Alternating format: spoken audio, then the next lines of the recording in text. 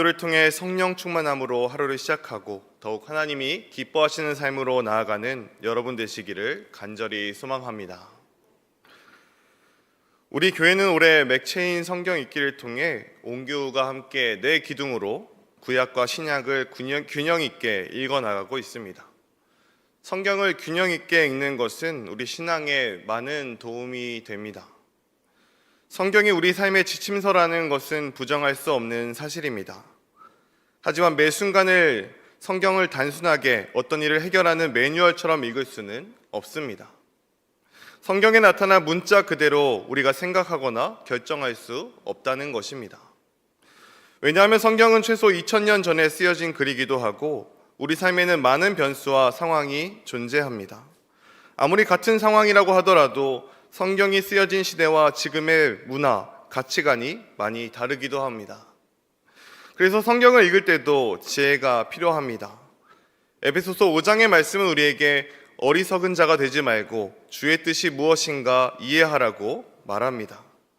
성경 안에서 주시는 주의 뜻, 즉 하나님의 큰 맥락을 볼 줄 알아야 한다는 것입니다. 우리는 온교우 맥체인 성경 읽기를 통해 하나님의 창조, 회복, 그리고 예수 그리스도의 오심과 성령님의 역사, 이 네 가지 기둥으로 성경을 읽고 있습니다. 모든 책이 그렇겠지만 성경은 특히 어떤 한 장면만 보고 모든 것을 판단할 수 있는 책은 아닙니다.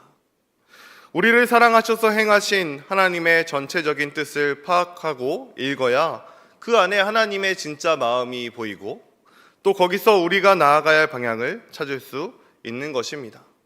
이 네 가지 기둥 안에서 주시는 하나님의 뜻을 잘 파악하여 지혜 있게 성경을 읽고 또 하나님이 주시는 생각과 마음으로 올 한 해를 지혜롭게 살아가시는 여러분이 되시기를 소망합니다. 오늘 우리가 읽은 말씀은 처음부터 끝까지 소망이 보이지 않는 말들이 이어집니다. 1절부터 27절까지 계속해서 하나님의 진노와 심판만 이야기하고 있기 때문입니다. 특별히 오늘 본문 6절은 끝이 왔도다 라고 말하며 이스라엘에게 멸망의 날이 다가오고 있음을 선포하고 있습니다. 이 끝이라는 표현 때문에 더 이상 돌이킬 수 있는 방법이 없다는 것이 더욱 느껴집니다. 하나님께서는 이스라엘에게 왜 끝이라고 말씀하시며 이스라엘의 끝날에 무엇을 하려고 하고 계실까요? 3절 말씀에서 하나님께서는 이렇게 말씀하십니다. 이제는 내게 끝이 이르렀나니 내가 내 진노를 내게 나타내어 내 행위를 심판하고 내 모든 가증한 일을 보응하리라. 하나님께서 끝을 선포하신 이유는 이스라엘의 행위, 모든 가증한 일 때문입니다.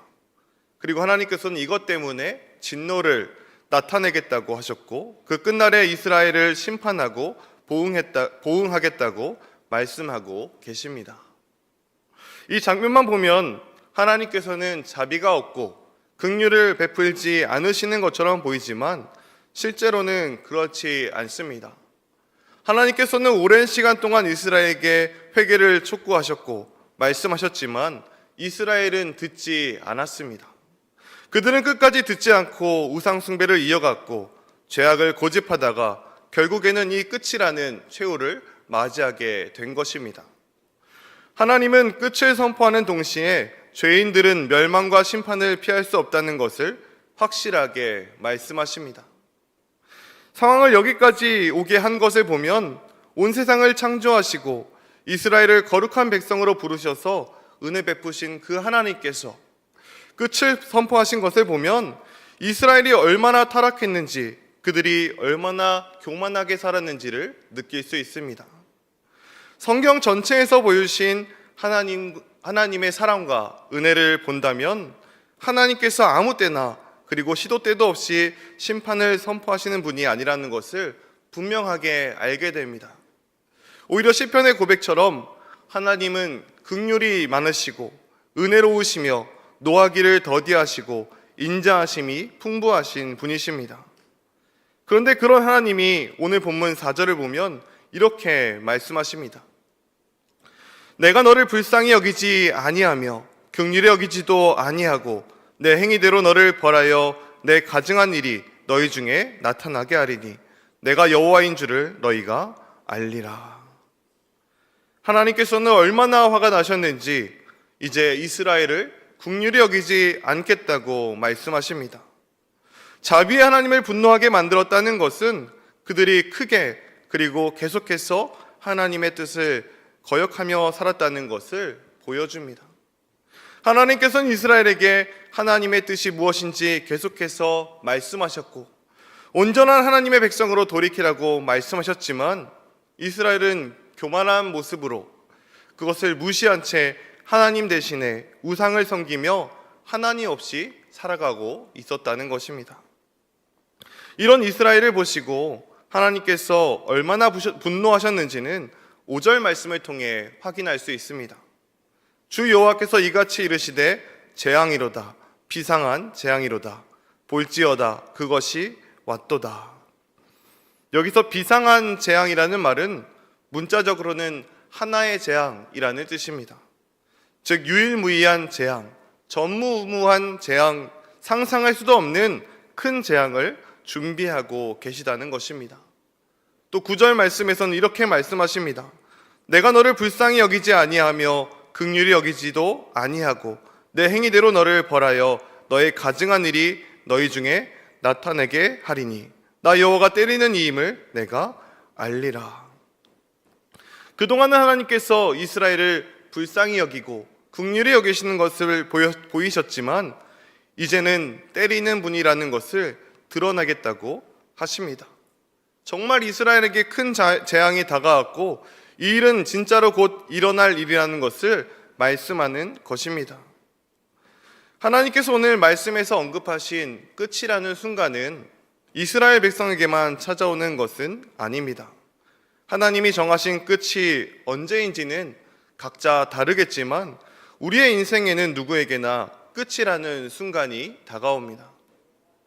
그리고 누구에게나 그 끝이라는 순간에는 심판을 경험하게 됩니다. 그 끝이 하나님께서 우리에게 주신 생명 시간의 끝일 수도 있고 아니면 하나님의 자비가 끊어진 순간일 수도 있습니다. 그 끝이라는 시간이 언제인지는 하나님만 알고 계시지만 우리는 우리에게 반드시 끝이 있다는 것을 기억해야 합니다. 그리고 하나님이 정하신 끝을 피할 수 있는 사람이 없다는 것도 기억해야 합니다.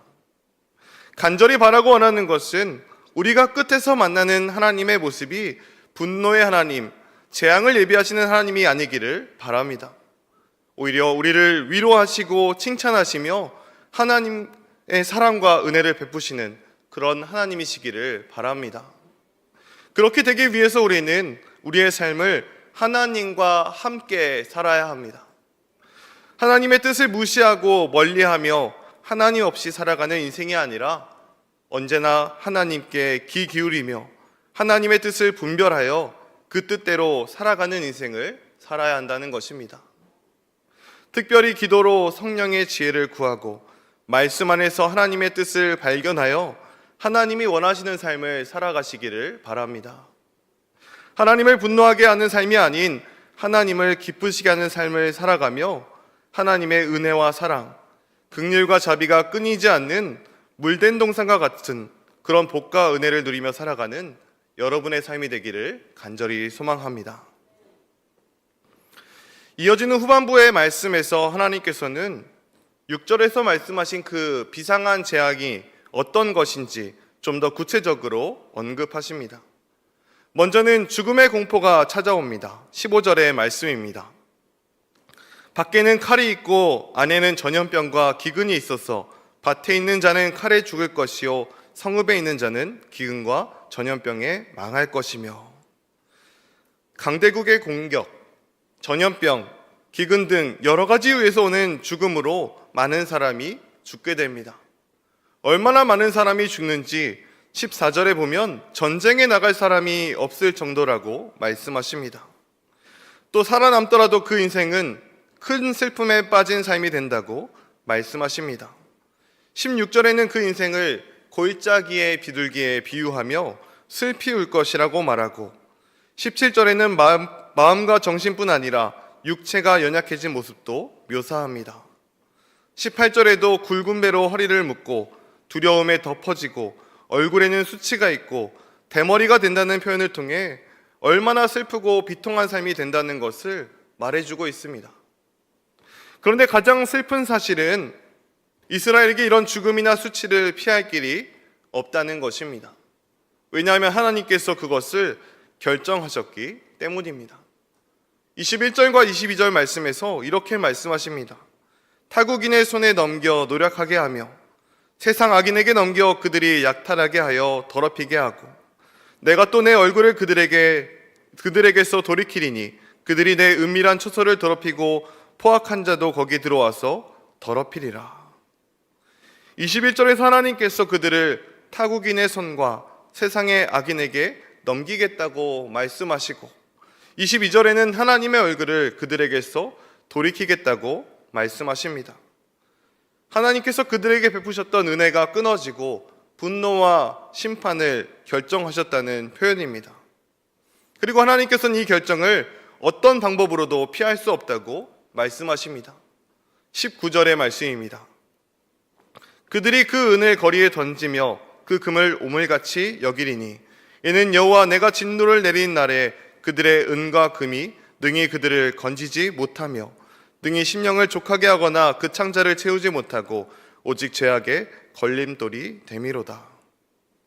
하나님께서 은과 금을 언급하신 것은 이스라엘이 행했던 모습이 그 우상숭배가 단순히 어떤 다른 신을 섬기는 것뿐 아니라 재물을 섬기는 것, 물질을 의지하는 모습이 있었고 재물을 자기 자랑으로 여기는 교만에 빠져 있었다는 말씀입니다. 하나님께서는 그 재물을 언급하시며 은과 금이 능히 그들을 건지지 못한다고 말씀하십니다.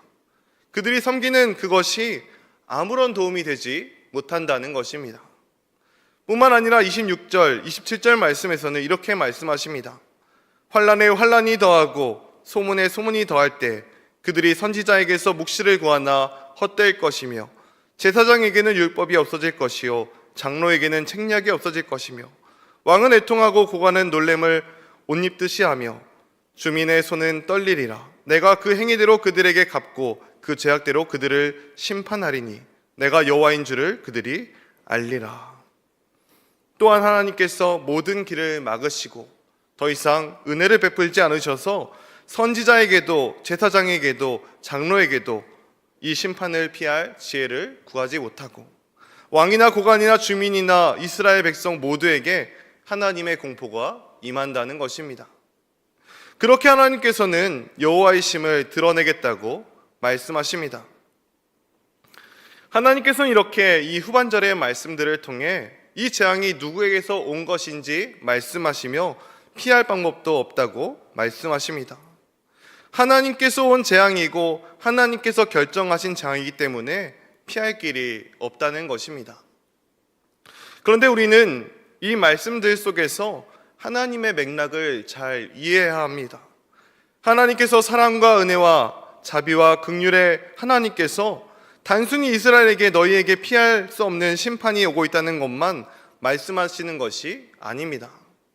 심판을 결정하고 재앙을 실현할 분이 하나님이시고 다른 어느 곳에서도 피할 방법을 얻을 수 없다는 것은 결국 모든 것이 하나님께 달려있다는 말씀입니다. 안타까운 마음으로 이스라엘에게 화를 내시며 다른 곳이 아닌 오직 하나님만 바라보라는 사랑의 말씀인 것입니다. 비록 오늘 말씀에 특히 27절 말씀에서 하나님은 내가 그 행위대로 그들에게 갚고 그 죄악대로 그들을 심판하리니 라고 말씀하셨지만 정말 하나님께서 우리에게 행위대로 갚고 죄악대로 판단하시며 심판하신다면 하나님 앞에서 살아남을 수 있는 사람은 그 아무도 없습니다. 하나님께서 우리를 먼저 사랑해 주시고 은혜를 베풀어 주시기에 특별히 우리를 긍휼히 여겨 주시기에 우리가 하나님 앞에 나아갈 수 있는 것이고 우리가 부족하고 연약하여도 주님 안에서 날마다 구원의 은혜를 누리며 평안을 누리며 살아갈 수 있는 것입니다.